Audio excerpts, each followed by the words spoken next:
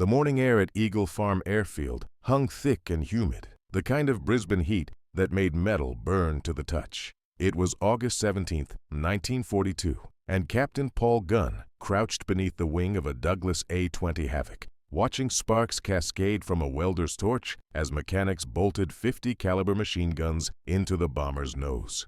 The bombardier's compartment was gone now, replaced with steel mounting brackets and 4 weapons that had been stripped from wrecked P-39 and P-40 fighters, scattered across Australian airfields. Those fighters wouldn't fly again. Their pilots were dead, but their guns could still kill. Gunn was 43 years old, with 21 years of naval service behind him, and his face showed every year of it. Lines creased deep around his eyes from squinting into Pacific sun.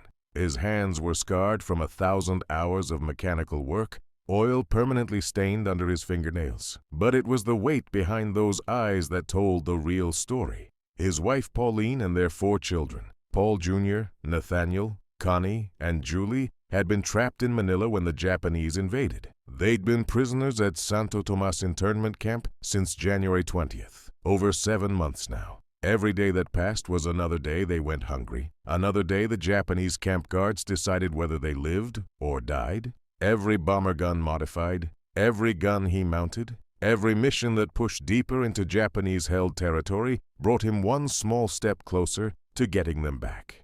The 5th Air Force was hemorrhaging aircraft. In July alone, the 3rd Attack Group had lost 11 A-20s trying to hit Japanese convoys from high altitude. The bombardiers couldn't hit moving ships, no matter how good the Norden bomb sight was supposed to be. When they tried dropping lower to improve accuracy, the Japanese deck gunners tore them apart. Captain Ed Larner had watched 3 of his crews burn over the Coral Sea just the previous week, their aircraft spiraling into the ocean, trailing black smoke, while Japanese destroyers steamed away untouched. The Japanese were reinforcing New Guinea whenever they wanted, moving troops and supplies with impunity, while American bombers dropped bombs that splashed harmlessly into the ocean. Gunn had a different idea, one that had been forming in his mind for weeks. If bombers could fly low enough to skip bombs across the water like flat stones, they could hit ships at point-blank range. But first, they had to survive getting close enough to drop those bombs. That meant overwhelming the deck guns before the ships could concentrate their fire. That meant turning bombers into strafers. That meant putting guns where guns weren't supposed to go. The problem seems simple when you said it like that. The A-20 Havoc had 4 30 caliber machine guns in the nose. 30 caliber rounds bounced off ship armor like thrown pebbles. They might kill exposed crewmen, might damage light equipment, but they wouldn't suppress anti-aircraft guns long enough to get a bomb away. What Gunn needed was 50 caliber weapons, the kind that could punch through steel plating, that could turn gun crews into red mist, that could make a ship's captain think twice about standing on his bridge. He needed 4 of them mounted in the nose, firing straight ahead, 1,700 rounds per minute combined when you squeezed the trigger. General George Kenney, the new commander of the 5th Air Force, had given Gunn 1 week to prove the concept worked. 1 week to turn theory into reality, to take a light bomber designed for medium-altitude operations and transform it into something the Japanese had never seen before. The crisis in the Pacific. To understand why Gunn was welding machine guns into bomber noses in the August heat, you have to understand just how desperate the situation was in the Southwest Pacific in mid-1942. The war wasn't going well. It wasn't going well at all. When Japan attacked Pearl Harbor on December 7, 1941, they didn't just hit Hawaii. Within days, Japanese forces were storming across the Pacific like a tidal wave. Wake Island fell on December 23rd. Hong Kong fell on Christmas Day. The Philippines were under assault, with American and Filipino forces retreating to the Bataan Peninsula. Singapore, the supposedly impregnable fortress, would surrender to the Japanese on February 15, 1942. The Dutch East Indies fell in March. Burma was being overrun. The Japanese juggernaut seemed unstoppable. By the summer of 1942, Japanese forces had established a defensive perimeter that stretched from Burma to the Solomon Islands, encompassing thousands of miles of ocean and hundreds of islands. They held the Philippines, Malaya, Singapore, the Dutch East Indies, New Britain, and were pushing into New Guinea. More critically, they were threatening Australia itself. Japanese reconnaissance aircraft were photographing Australian cities. Japanese submarines were operating in Australian waters. Port Darwin had been bombed. The threat of Japanese invasion, while perhaps overestimated, felt very real to the people living there. General Douglas MacArthur had escaped from the Philippines to Australia, vowing to return. But return with what? The Allied air forces in the Southwest Pacific were a patchwork of units that had been thrown together after retreating from the Philippines and Java. They were flying aircraft that ranged from obsolete to barely adequate. P-39 Airacobras and P-40 Warhawks that couldn't match Japanese Zero fighters in air-to-air combat. B-17 Flying Fortresses that were magnificent aircraft but were being asked to do something they weren't designed for, hitting fast-moving ships from high altitude. A-20 Havocs and B-25 Mitchells that showed promise but hadn't found their role yet. The fundamental problem was simple but seemed insoluble. High-altitude bombing didn't work against ships. American bomber crews would fly at 10,000, 15,000, even 20,000 feet, and they'd drop their bombs with the best bomb sites in the world. And the bombs would miss. Ships could maneuver. Ships had lookouts who could see bombers coming from miles away. Ships would turn hard left or right, and bombs that had been perfectly aimed would splash into empty ocean while the ships steamed away. Hit rates were around 1%. 1%. You'd drop 100 bombs and get one hit if you were lucky. The alternative was going low, but going low meant exposing yourself to every anti-aircraft gun the ship had. Japanese destroyers and transports bristled with 25mm anti-aircraft guns, 13mm machine guns, and countless smaller weapons.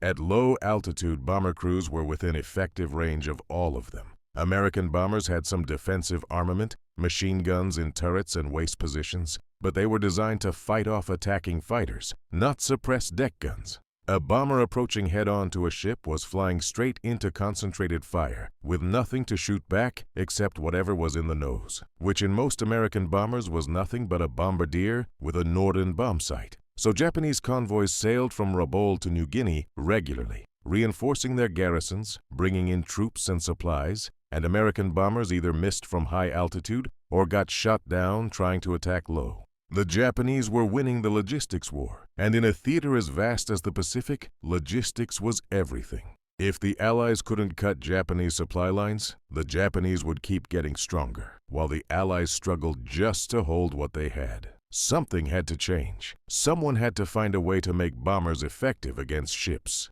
That someone turned out to be a 43-year-old former Navy enlisted pilot who'd spent 20 years learning how things worked and how to make things work when they weren't supposed to. The man called Pappy. Paul Irvin Gunn was born in Quitman, Arkansas on October 18, 1899.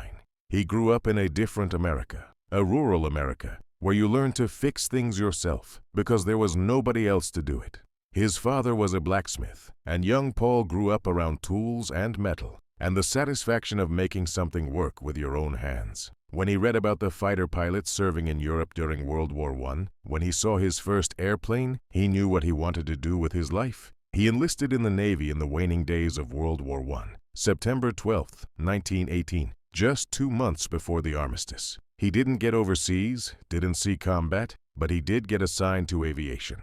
The Navy made him an aviation machinist's mate, which meant he learned aircraft engines inside and out. He learned how things broke and how to fix them. He learned that aircraft were temperamental machines that required constant attention, constant adjustment, constant innovation to keep flying. And in his off hours, he spent his own money on flying lessons, teaching himself to fly on surplus aircraft, because the Navy wouldn't make him a pilot. Not with his education, not with his background. But the Navy changed its mind in 1923. They started a program to train enlisted men as pilots, and Gunn re-enlisted immediately. He went through flight training and emerged as one of the Navy's enlisted aviators, a pilot who could also wrench on his own aircraft, who understood the machines he flew in a way that officer pilots often didn't. He flew with the Top Hatters, one of the Navy's oldest and most prestigious fighter squadrons, then known as VF-1B. He flew from aircraft carriers, the USS Langley and USS Lexington and USS Saratoga. He flew float planes that launched from cruisers with catapults. He served as a flight instructor at Naval Air Station Pensacola, where he met Clara Polly Louise Crosby, and they married on June 7, 1921. Gunn spent 20 years in the Navy, rising to the rank of Chief Petty Officer, and in December 1939 he retired with the idea of starting a civilian career. He moved his family to Hawaii first, starting a charter flying service, and then in 1940 he was hired to start an airline in the Philippines. Philippine Airlines PAL started with 4 Beech Model 18 twin-engine aircraft, all painted red because that was Polly's favorite color. Gunn flew passengers and cargo between Manila, Cebu, Davao, and other Philippine cities, building routes, building a business, building a life for his family in a beautiful country that felt like paradise. Then, December 8, 1941 happened. The Japanese attacked the Philippines hours after Pearl Harbor, targeting airfields across Luzon. Clark Field was devastated. Nichols Field was hit. The Army Air Corps lost most of its aircraft on the ground. Within days, Japanese forces were landing on the beaches, and it was clear the Philippines couldn't hold. Gunn's knowledge in aircraft made him invaluable. He was commissioned as a captain in the Army Air Corps and pressed into service flying reconnaissance and evacuation missions. His Red Beech 18s became some of the only aircraft moving people and supplies as the situation deteriorated. In late December, Gunn was ordered to fly key personnel to Australia.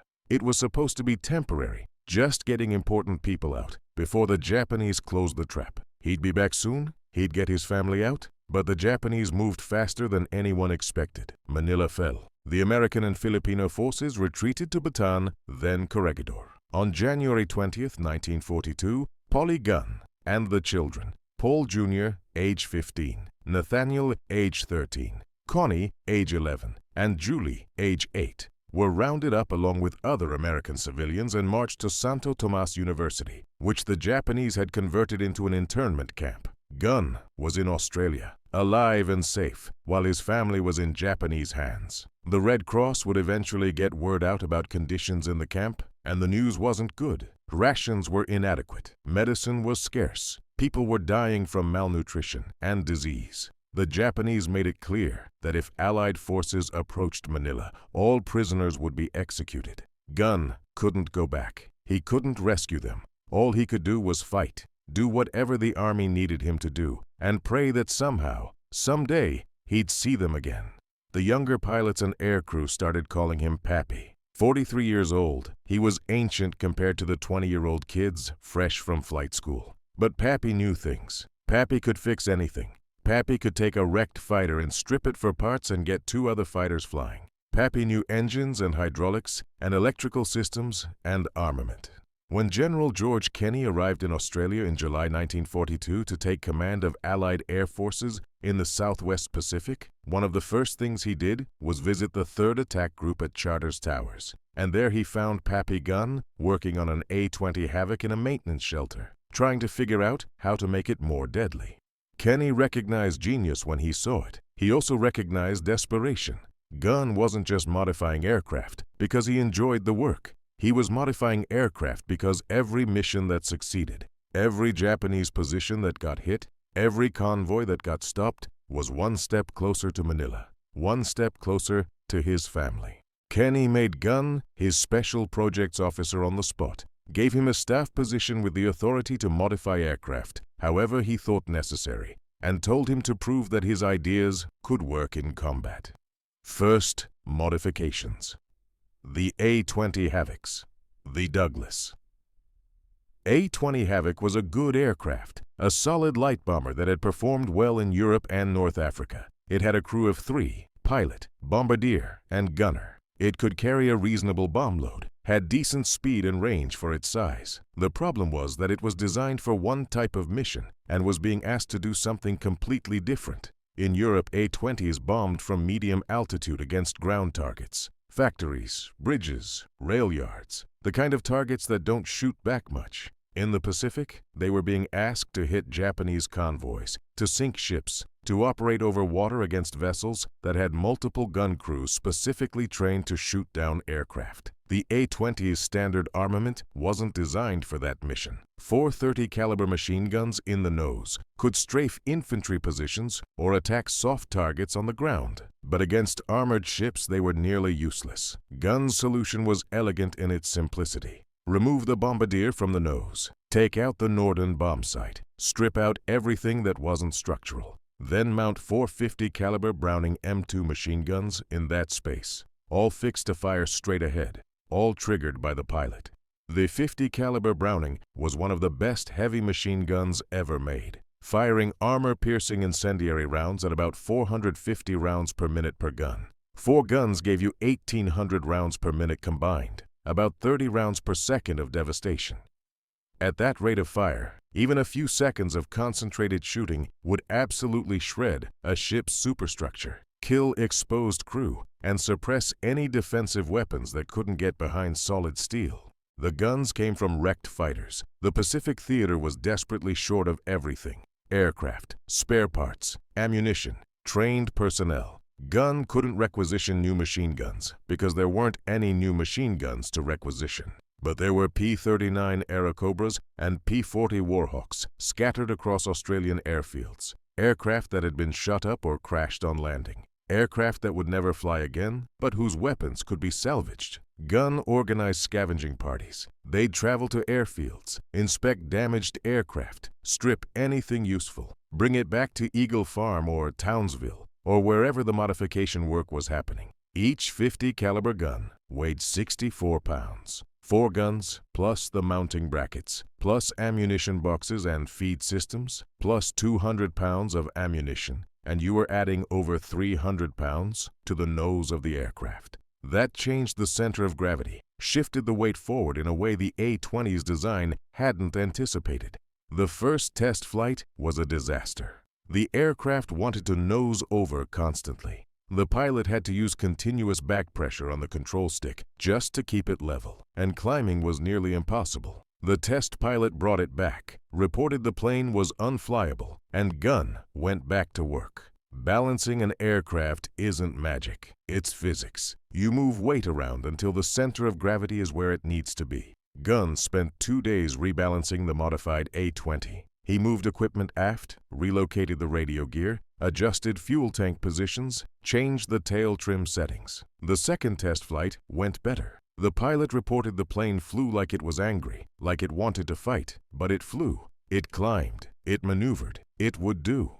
On September 12, 1942, 16 modified A-20 Havocs hit the Japanese airfield at Buna, on the north coast of New Guinea. They came in at treetop level, 50 feet above the jungle canopy, flying so low that Japanese lookouts barely had time to sound the alarm before the strafers were on them.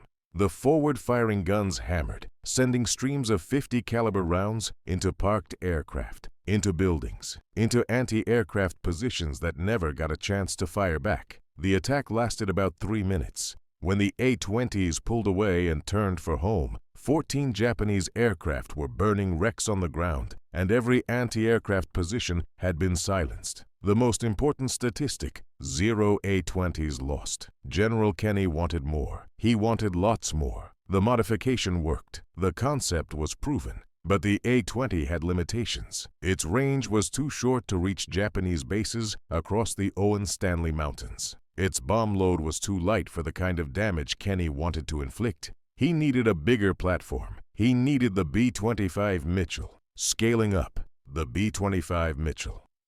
The North American. B-25 Mitchell was a medium bomber, substantially bigger and more capable than the A-20.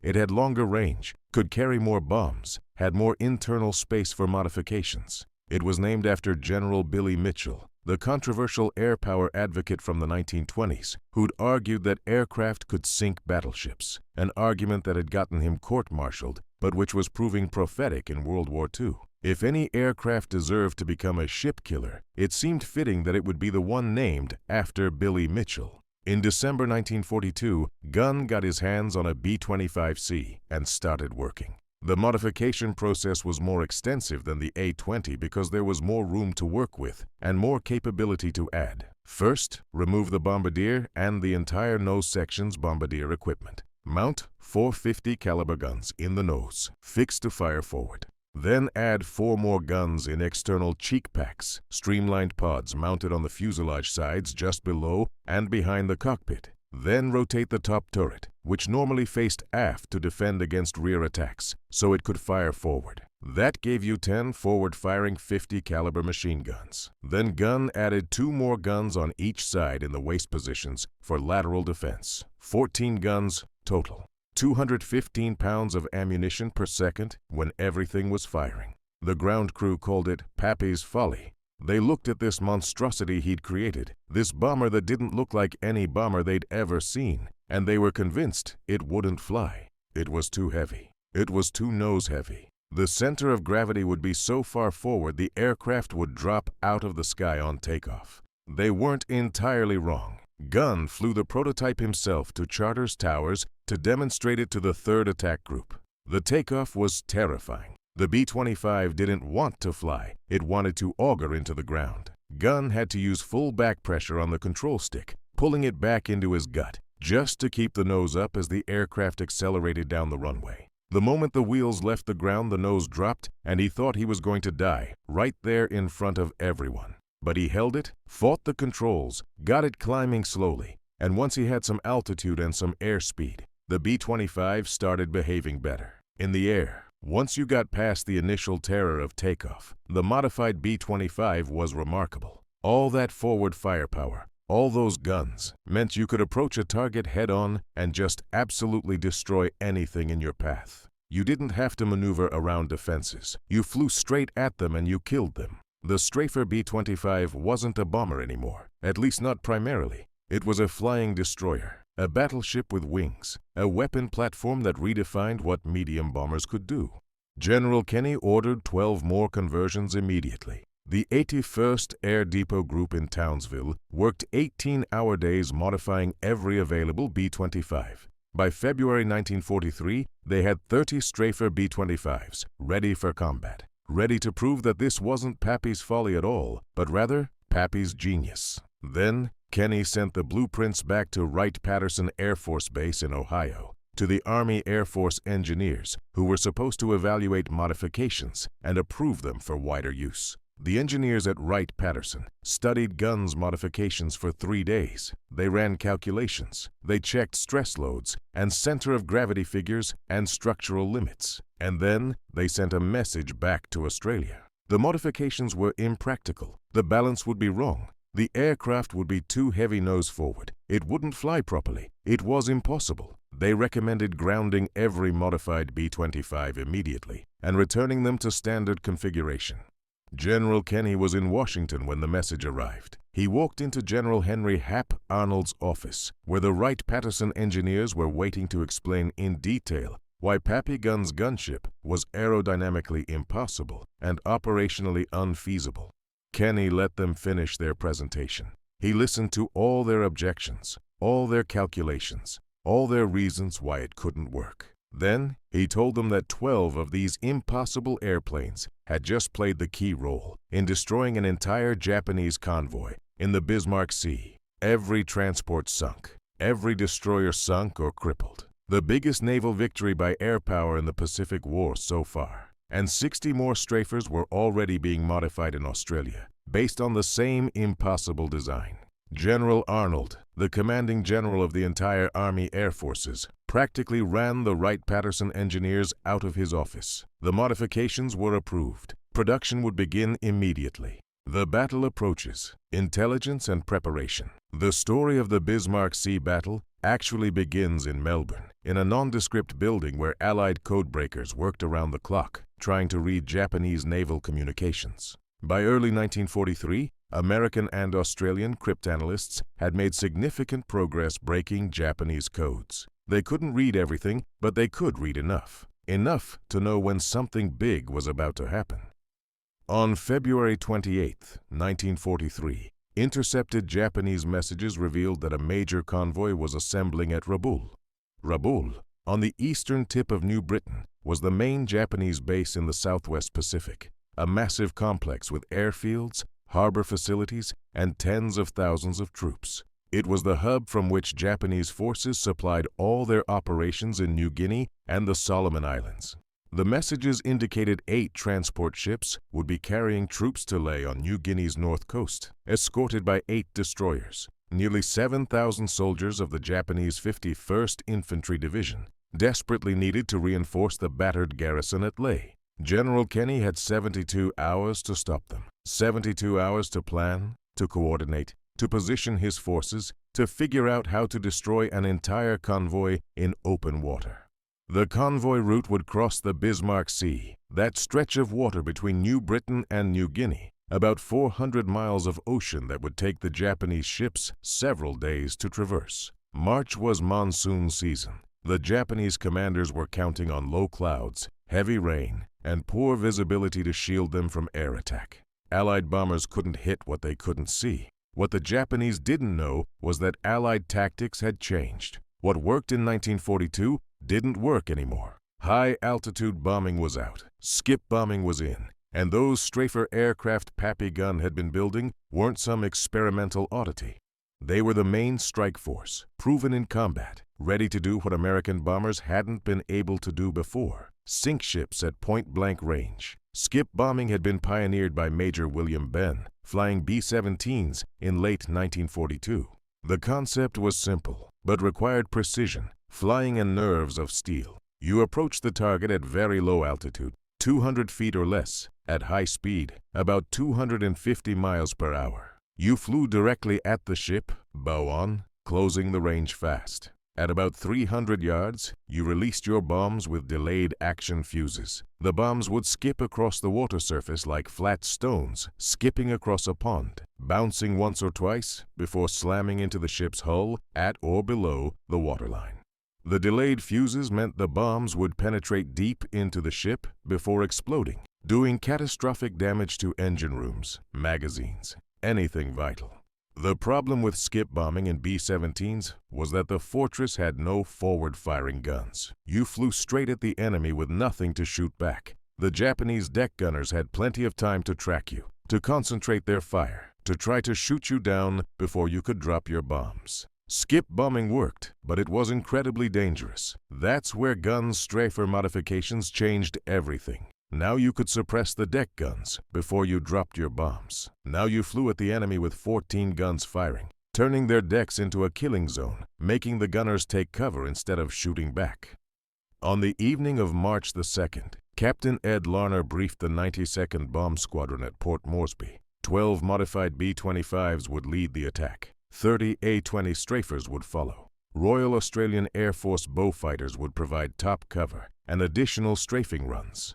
P-38 Lightnings would handle Japanese Zero fighters if they showed up. The plan was to hit the convoy at first light on March 3rd, coming in at mast height, overwhelming the defenses with firepower, skip bombing while the Japanese were stunned, then getting out before enemy fighters could respond. Larner had flown exactly one practice mission using skip bombing tactics. 1. His navigator asked what would happen if they took fire during the approach. Larner said they'd find out tomorrow. The briefing ended at 10 p.m. Nobody slept that night. Battle of the Bismarck Sea, Day 1. At 6:30 a.m. on March 3, 1943, 137 Allied aircraft assembled over Cape Ward Hunt on the north coast of New Guinea. It was the largest coordinated airstrike the 5th Air Force had yet attempted. B-17 Flying Fortresses would attack first from 15,000 feet to draw Japanese defensive fire upward and force the gunners to look high. Then, the strafers would come in from wavetop level. By the time the Japanese gun crews looked down, the B-25s would already be on them. The Japanese convoy was 70 miles northwest of Leh when the B-17s arrived. The big bombers attacked through scattered clouds, and the convoy opened fire with everything they had. The sky filled with black puffs of anti-aircraft fire. One B-17 took flak damage and turned back. The rest pressed their attacks, dropping bombs from altitude that the Japanese ships maneuvered to avoid. Then, the real attack began. Captain Ed Larner led 12 B-25 strafers in from the southeast at wavetop height, flying in a line abreast formation that put them about 300 yards apart, creating a wall of aircraft nearly half a mile wide. Each B-25 had 14 forward-firing 50 caliber machine guns. 12 aircraft meant 168 guns coming at the convoy simultaneously. The Japanese crews on the transport ship Kyokusei Maru saw them at about 2 miles distance. The captain ordered hard to starboard, trying to turn away. Too late. The B-25s opened fire at 800 yards, and that's when the Japanese sailors understood they were facing something they'd never encountered before. The 50 caliber rounds walked across the water like a visible chainsaw, the tracers marking every fifth round in an orange stream that converged on the ship. The rounds hit the superstructure and it came apart, steel plates shredding, bridge windows shattering, radio antennas collapsing. The anti-aircraft crews died at their guns before they could traverse to engage, cut down by streams of armor-piercing incendiary rounds that turned flesh and bone to mist. 3 B-25s dropped their bombs at 100 yards range. The first bomb skipped off the water, skipped again, hit the hull below the waterline, and detonated inside the engine room. The explosion was internal, confined by the ship's structure, which made it even more devastating. The ship shuddered and immediately began listing. The second bomb hit amidships, blowing a hole in the side big enough to drive a truck through. Water poured in. The third bomb missed, but the ship was already dead. 30 seconds after the strafers arrived, Kyokusei Maru was dead in the water, burning, listing heavily to port. The ship would sink within 40 minutes. The transport Teiyo Maru tried to run. The captain pushed the engines to full speed, about 15 knots maximum for a loaded transport. The B-25 strafers were doing 240 knots. Simple math. 4 strafers bracketed Teiyo Maru from both sides, catching it in a crossfire. The 50 caliber streams converged on the deck like spotlights focusing. The anti-aircraft crews died at their guns. The bridge windows shattered, and the ship's executive officer took 3 rounds through the chest, killed instantly. The captain lasted another 10 seconds before a burst cut him down. The ship was still making way, engines running, but nobody was steering anymore. The strafers dropped 8 bombs total. 5 hit. The ship broke in half, literally broke in half. The 2 sections separating at the midships break. Japanese soldiers were below decks when the hull split open. Most never made it topside. They drowned in dark compartments as seawater rushed in. The transport sank in 6 minutes. Survivors jumped into the Bismarck Sea wearing full combat gear, rifles and packs and helmets, and the weight dragged them under. Maybe a few hundred made it to floating debris. Most didn't. The destroyer Shikinami tried to screen the transports, tried to do what destroyers are supposed to do, and defend the convoy with anti-aircraft fire. Royal Australian Air Force Beaufighters got there first. The Australian pilots came in low, their forward guns raking Shikinami's deck from bow to stern. The Japanese gun crews went down. When 3 B-25 strafers arrived seconds later, Shikinami had no defense. The strafers attacked from different angles simultaneously, making it impossible for any remaining gunners to track them all. Bombs hit port side, starboard side, amidships. The destroyer didn't sink immediately, but it was finished. Dead in the water, fire spreading, the crew would abandon ship 2 hours later. By 9 a.m. on March 3rd, the Japanese convoy was scattered across 40 square miles of ocean. 5 transports were sinking or burning. 2 destroyers were crippled. The remaining ships tried to make a run for Lae, tried to get to shore before the Americans could hit them again. They didn't make it. Complete victory.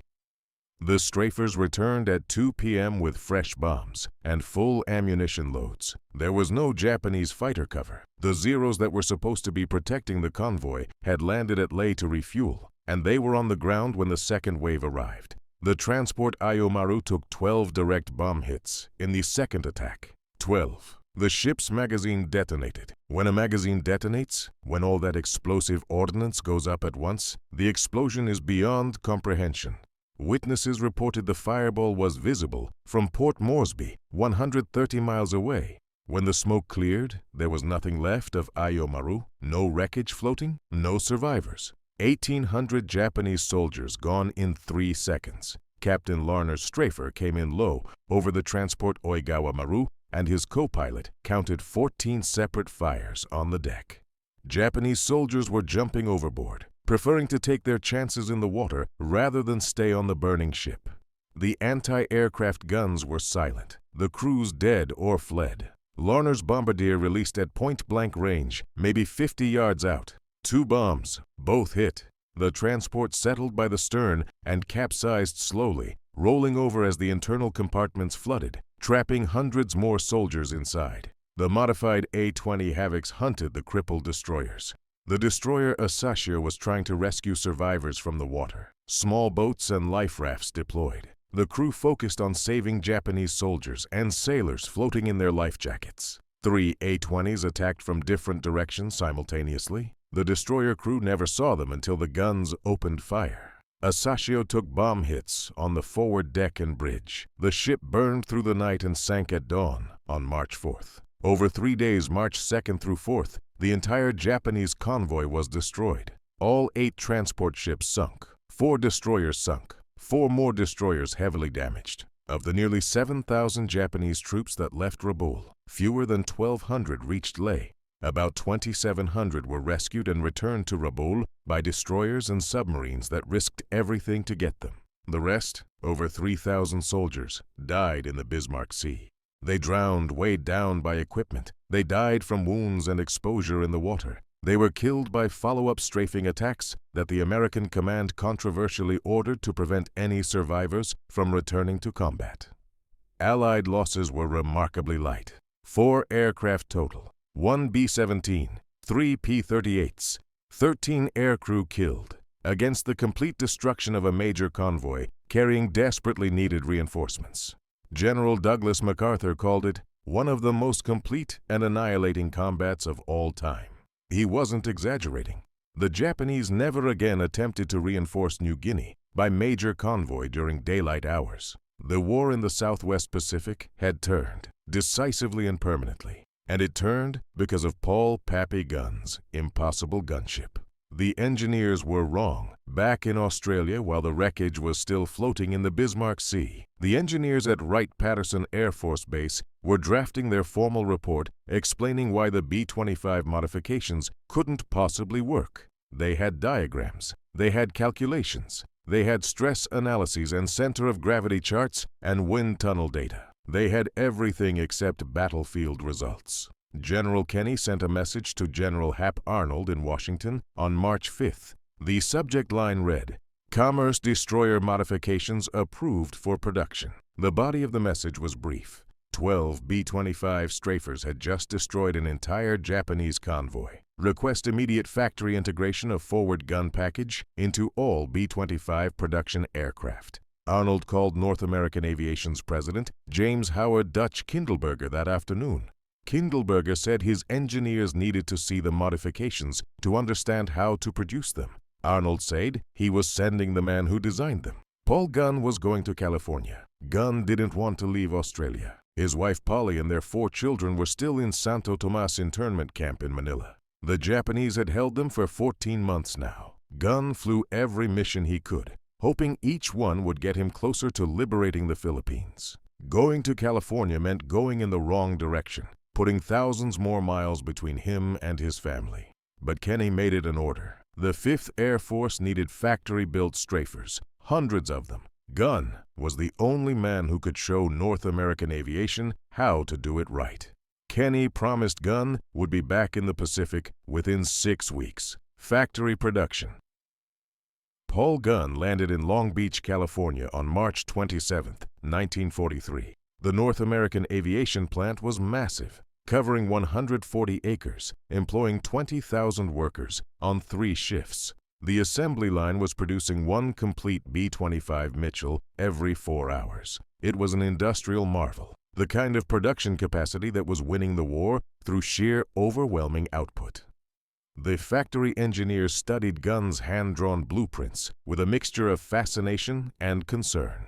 These weren't professional engineering drawings. These were sketches done by a mechanic with a pencil, showing where guns went and how they mounted and how to route ammunition feeds. The engineers asked about stress calculations. Gunn said he didn't have any. They asked about wind tunnel testing. Gunn said he'd tested it by flying. They asked about the center of gravity problem that Wright-Patterson had said made the design impossible. Gunn showed them where he'd moved radio equipment aft to compensate. One engineer pointed out that the modifications would likely buckle the fuselage skin around the cheek gun mounts. The muzzle blast from the .50 caliber guns would be directed at the aluminum fuselage, and aluminum doesn't handle that kind of punishment well. It would peel, warp, crack. Gunn said yes, it did exactly that. Then he showed them the blast tubes he'd welded on, extensions that directed the muzzle blast forward beyond the propeller arc, where it wouldn't damage the aircraft. Problem solved. The factory engineers spent 2 weeks reverse engineering Gunn's field modifications into proper production drawings. They strengthened the nose structure. They redesigned the gun mounts for easier installation. They added heavier gauge aluminum patches to reinforce the fuselage skin around the cheek guns. They calculated the exact center of gravity shift and adjusted the tail trim accordingly. They turned Gunn's pragmatic field modifications into something that could be built on an assembly line by workers who'd never seen combat, never flown in a B-25, never needed to know why these particular guns in these particular positions were the difference between life and death. The first factory-built B-25G Strafer rolled off the assembly line on May 10, 1943. It had 4 .50 caliber guns in the solid nose. It also had something new, something Gunn hadn't tried, a 75mm M4 cannon in the forward fuselage. This was the same gun used on M3 Lee tanks, a weapon that could fire a shell capable of punching a hole clean through a destroyer's hull. One shell could hole a ship below the waterline. One shell could take out a bridge or a gun mount.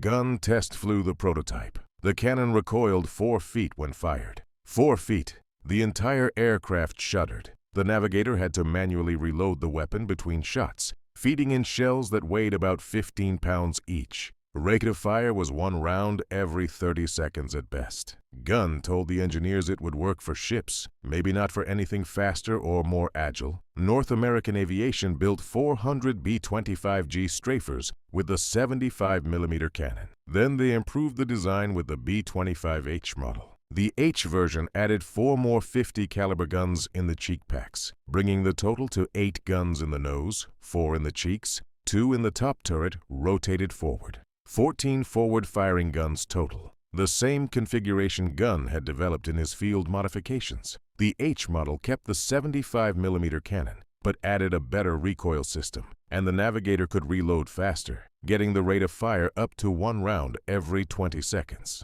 The B-25J removed the cannon and went all in on machine guns. Some J models had 18 forward-firing .50 caliber machine guns. 18. The most heavily armed production bomber in history, a flying weapons platform that redefined what medium bombers could do. North American Aviation built 4,900 B-25J Strafers and delivered the first ones to the Pacific in October 1943. Gunn returned to Australia in May 1943, 6 weeks after he'd left, exactly as Kenny had promised. His family was still in Manila, still in Santo Tomas internment camp. The Red Cross reports were getting worse. Food rations had been cut again. Medicine was running out. Prisoners were dying from malnutrition and disease. But Gunn had done what needed to be done. The factory was building Strafers now, hundreds of them, and they'd keep coming until the war was won. The war continues. The modified B-25s, both field conversions and factory-built models, kept hunting throughout 1943 and 1944. They developed new tactics, refined their techniques, became more deadly with every mission. In April 1943, Strafer B-25s destroyed 16 Japanese barges carrying troops and supplies near Finschhafen. In May, they sank 12 cargo ships at Wewak Harbor. In June, they hit oil facilities at Balikpapan on Borneo, turning fuel storage tanks into pillars of fire, visible for 50 miles. The Japanese stopped moving supplies by ship in daylight. They thought darkness would protect them. It didn't. The Strafers learned to attack at night using radar. They learned to skip bomb from 50 feet in complete darkness, using instruments and experience and extraordinary skill to find targets they couldn't see. They coordinated with PT boats that would illuminate targets with searchlights at the last second, giving the Strafers just enough light to line up their runs. The Japanese called the modified B-25s the Black Death. They weren't wrong. On November 2, 1943, Major Raymond Wilkins led 4 squadrons of B-25 strafers into Rabaul Harbor for what would become one of the most devastating raids of the Pacific War. The harbor held 38 Japanese vessels, cruisers, destroyers, tankers, cargo ships, minesweepers. It was the main Japanese logistics hub in the Southwest Pacific, and the Allies needed to destroy it. The strafers came in at mast height through phosphorus smoke that blinded the anti-aircraft gunners. They attacked from multiple directions simultaneously, making it impossible for the Japanese to coordinate defensive fire. In 15 minutes, 30 ships were hit, 5 sunk outright, 12 damaged beyond repair. The rest limping back to Truk or other bases for repairs they'd never receive because Japanese shipyards were already overwhelmed. Rabaul Harbor was finished as a forward supply base. The Japanese would eventually abandon it entirely, leaving over 100,000 troops isolated and impotent. Gunn flew that mission. He was 44 years old. He didn't have to fly combat anymore. He was a special projects officer, a headquarters staff position, the kind of job where you work in an office and brief senior officers and never get shot at. But his family was still in Manila, and every mission took him closer. He kept flying. The intelligence reports from Santo Tomas internment camp kept getting worse through 1944. Food rations were down to a few hundred calories per day. Prisoners were dying weekly from starvation-related diseases. The Japanese camp commander had informed the Red Cross that all prisoners would be executed if Allied forces approached Manila. Gunn told Kenny he wanted to fly the first mission over Manila when the liberation came. Kenny promised he could. The strafers evolved through 1944 with new weapons and new tactics. Some carried 8 5-inch high-velocity aircraft rockets under the wings, adding even more firepower to an already devastating package. Some carried napalm tanks, the early incendiary weapons that would become infamous later. Some carried parafrag bombs, small fragmentation bombs with parachutes that allowed the B-25 to drop them from minimum altitude without catching itself in the blast. Drop a load of parafrag bombs from 50 feet and the entire target area would be covered in explosions and shrapnel. The most effective tactic became the combined strike.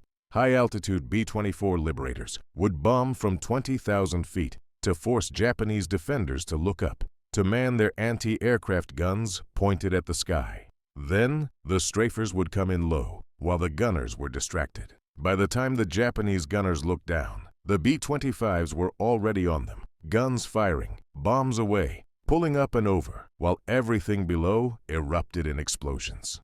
In the first 8 months of 1944, 5th Air Force strafers destroyed 947 Japanese aircraft on the ground. They didn't even have to fight them in the air anymore. They caught them parked, caught them refueling, caught them being repaired, and they destroyed them with concentrated machine gun fire that turned aluminum aircraft into scrap metal.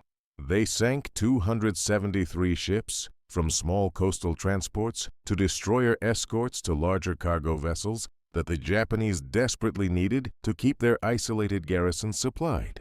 They killed an estimated 38,000 Japanese soldiers, not just in direct attacks, but by destroying the logistics that kept those soldiers fed and supplied and capable of fighting.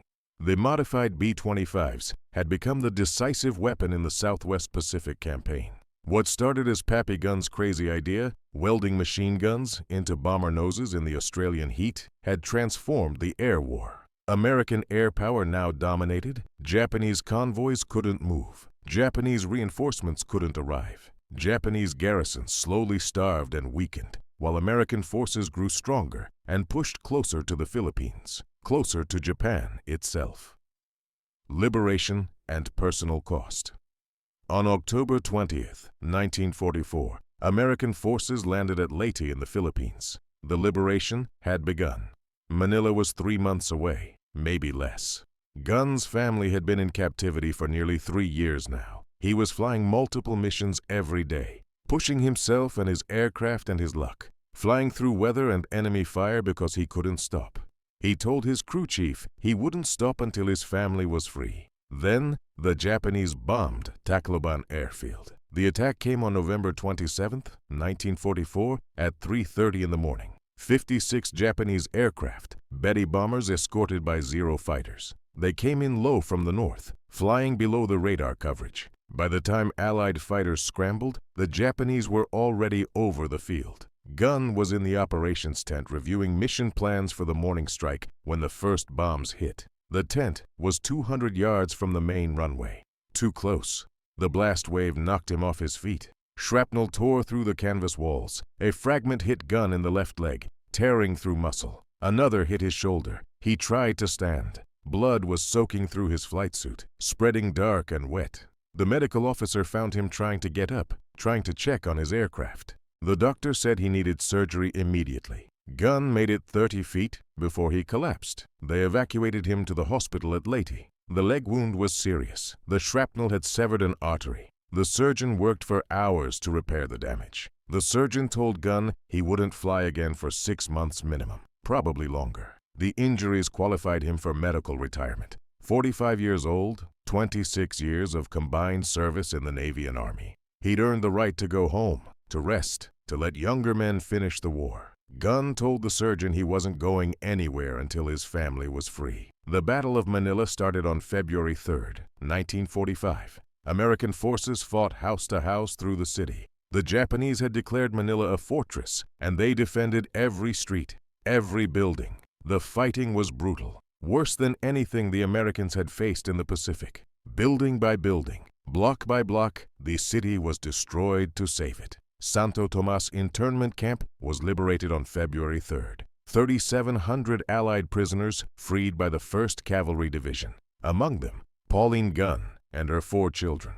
Polly weighed 89 pounds. She'd weighed 130 pounds when the Japanese imprisoned her. His daughter Julia weighed 63 pounds. They'd been eating rice and vegetable soup once a day for the past year. Some days not even that. His son Nathaniel had malaria. His youngest daughter had dysentery, but they were alive. Gunn flew to Manila on February 4th against medical orders. His leg was still bandaged. He was using a cane. The doctor had cleared him for light duty only. No combat flying. Certainly no flying at all if the doctor had his way. Gunn went to Santo Tomas instead, to the makeshift hospital the Army had set up for the former prisoners. Polly didn't recognize him at first. He'd lost 40 pounds since she'd last seen him in April 1942. 3 years. He was completely gray now. His hair turned white from stress and age and the weight of fighting a war while knowing your family was in enemy hands. She thought he was a doctor, making rounds. Then he said her name, and she knew. The official Army report stated that Colonel Paul Gunn was reunited with his family on February 4th, 1945, at Santo Tomas internment camp, Manila. The reunion lasted 4 hours. Then Gunn returned to Leyte. His medical leave wasn't over. But neither was the war. Legacy Paul Gunn never flew combat again. The leg wound ended his operational career. He stayed on active duty through the end of the war, but in staff positions, doing what he'd been doing all along, modifying aircraft, solving problems, making things work that weren't supposed to work. The Army retired him as a full colonel on June 30th, 1948, medical disability. He was 48 years old. By the end of World War II, North American aviation had built 9,600 B-25 Mitchell bombers total. Nearly 5,000 of those were Strafer variants with forward gun packages based on Gunn's original design. Those Strafers sank over 800 Japanese ships in the Pacific. They destroyed over 2,000 Japanese aircraft on the ground. They killed an estimated 85,000 Japanese soldiers and sailors. The commerce destroyer concept that engineers had called impossible, that Wright-Patterson had said wouldn't fly, had become the most effective anti-shipping weapon in the theater. The legacy went beyond numbers. The Strafer concept changed how air forces thought about bombers. Before Gunn, bombers dropped ordnance from altitude. That was their role, their mission, their doctrine. After Gunn, bombers became multi-role weapons. They could strafe, they could skip bomb, they could provide close air support. The rigid doctrinal boundaries that said bombers do this and fighters do that started breaking down because Gunn had proved that aircraft could do whatever you needed them to do if you were willing to modify them properly. The AC-130 gunship used in Vietnam was a direct descendant of Gunn's B-25 modifications. Heavy guns in the nose, tremendous firepower concentrated forward, the ability to loiter over a target and destroy it with precision. The A-10 Warthog, designed decades later, followed the same philosophy: overwhelming forward firepower, survivability through heavy armor, and redundant systems, the ability to get close and destroy ground targets.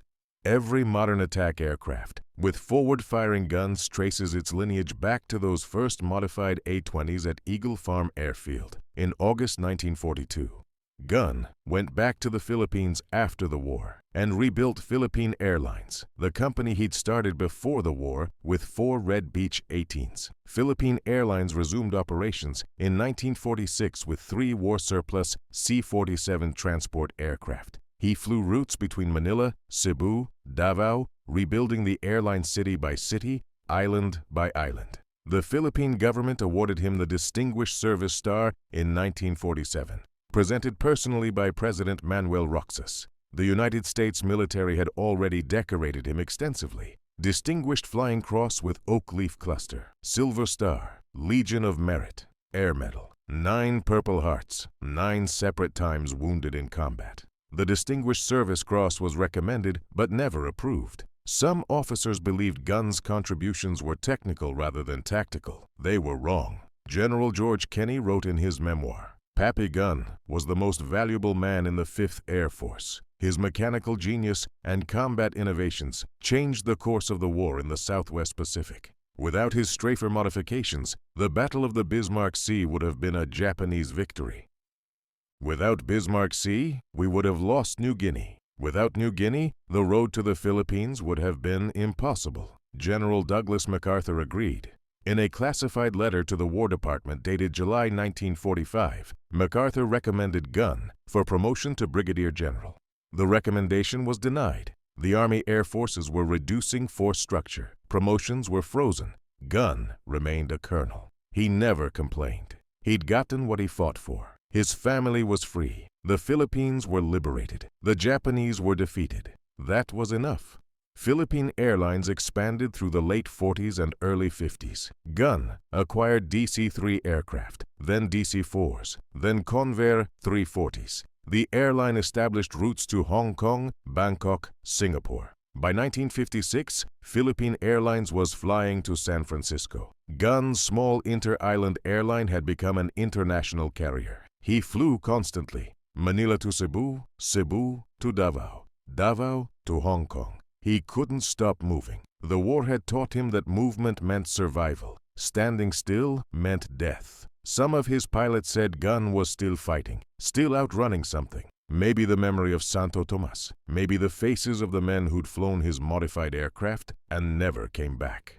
On October 11, 1957, Gunn chartered a Beech Model 18 twin-engine plane for a routine trip from Manila to Baguio, 140 miles north. Weather forecasts showed scattered thunderstorms over the Cordillera Mountains, but nothing severe. He filed his flight plan at 8 a.m. and took off at 9:30. Expected arrival time was 11 a.m. The weather deteriorated faster than forecast. By 10:30, the Cordillera Mountains were sucked in completely. Heavy rain, low visibility, severe turbulence. The Beechcraft's radio went silent at 10:47 a.m. Search and rescue teams found the wreckage 3 days later on a mountainside near Baguio. The aircraft had flown into a storm cell. The pilots had tried to climb above it. The winds drove them into the ridge. Impact killed everyone instantly. Paul Irvin Gunn died at age 57, 1 week before his 58th birthday. The Philippine government gave him a state funeral. 6,000 people attended. American veterans, Philippine Airlines employees, former prisoners from Santo Tomas. General Kenney sent a wreath from the United States. Closing: The Forgotten Genius.